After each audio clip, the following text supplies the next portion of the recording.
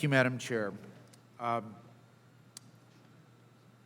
Going rather close to the end of this discussion, in some ways has been frustrating because an awful lot has been said on both sides of this issue and both sides of this dais.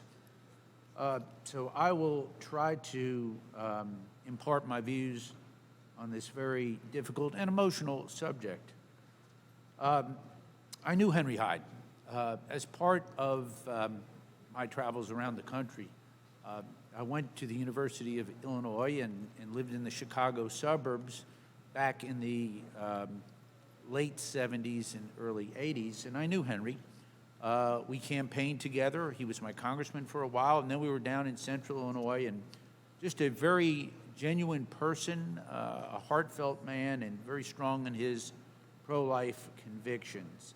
I won't make any bones about it. I am avowedly pro-life. I am a Roman Catholic, confirmed and still married to a Southern Baptist evangelical for 35 years.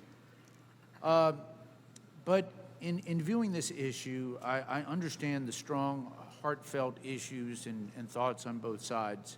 So I'm not here today to be critical of any of my colleagues on the other side of the aisle, but I rise in strong support of Mr. Cole's amendment. I associate my remarks with Dr. Harris, who I think really touched on the crux of this issue.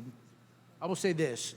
A few weeks ago, we celebrated a document, the Declaration of Independence, that in 1776 really stood up then and really stands out now as a testament to inalienable rights. Those are rights that don't come from men, they don't come from governments. In my view, and in our founding fathers' view, basically came from God and do come from God, and they're inalienable. And in my ethos, in my worldview, and in my theology, I strongly believe that those rights are conferred at conception. Now, that is my worldview.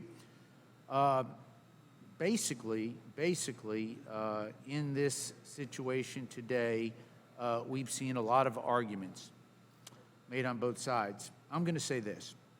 As a practical point, this is not a game changer, it's a game ender. I mean, this appropriation bill will not go forward. A single Republican will not vote for it. It will die in the Senate, and it will impede and stop the entire appropriation bill, some parts of which I could certainly support. But with this in here, I cannot, and neither can my colleagues. So with that, I'm going to urge strong support of the Cole Amendment. But I do want to say this.